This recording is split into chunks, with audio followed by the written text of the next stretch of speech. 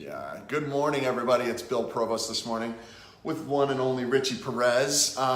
This morning I just wanted to talk about, just really quick, about Richie and, so Richie is with Richie's Termite and Pest Control. So of course they do termite reports and repairs, and then also they have a control side of the service side of their business. Like a termite report is something that is involved in a lot of real estate transactions, and it's often kind of almost even overlooked.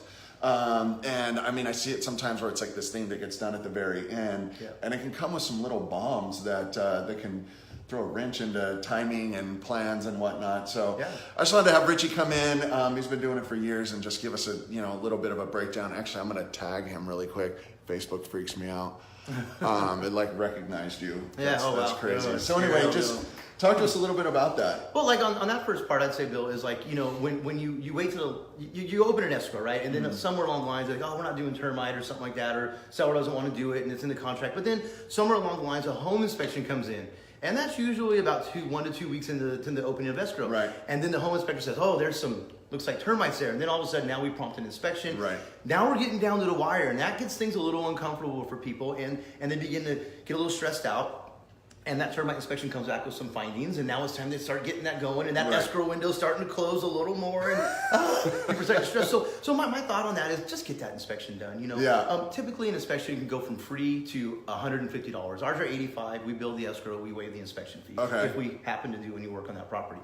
So I think to that question is, get it done. I know that sounds kind of funny coming from the termite guy, right? Yeah. But get it done. No, and it's funny because I would think that too. I mean, it's funny because you've got, the reason a lot of them get done is because it gets called out in the contract between the buyer and seller for the purchase agreement, right? And if it's called out, then from a lending perspective, we have to have it. Yeah. But even if it's not called out, I feel like I agree with you, right? Like it's a pretty important report, particularly here in Southern Cal. I mean, it's funny because I'm also licensed in Washington. There's no termites up there. Right, a lot of dry rot and fungus. And then there's also these, oh my gosh, I'm losing it. There's like this wood-eating ant. Okay.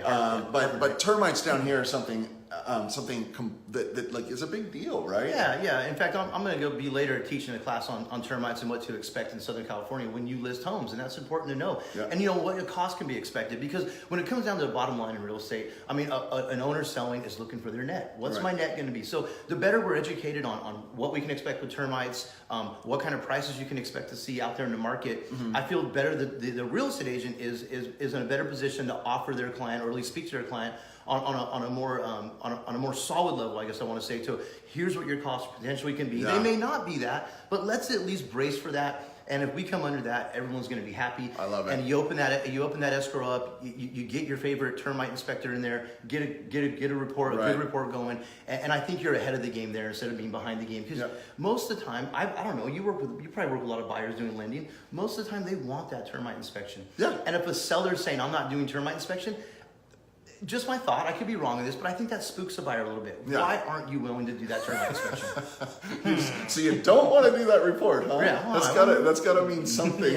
Right, exactly. No, I couldn't agree more. For me, I know, if I'm buying a house, I may not make it something that I've got to have as a condition to closing, but I definitely want to see it. Yeah. I want to know, because that way, if there really is some big infestation, let's know that up front. And here, let me say this, and I'm not making a knock on a home inspector, but don't rely on your home inspector to be your termite guy. Right. Termite guys, and maybe people don't know this, but we're state licensed termite inspectors. And again, not knocking home inspectors, and some are really good and they really know what they're looking for. They've been in construction for a long time, so they've seen this stuff, they've seen termite, they've seen dry rot damage, they know what it looks like, but they're not licensed to identify it and make recommendations on it, even though they may know and they may have a qualified mind.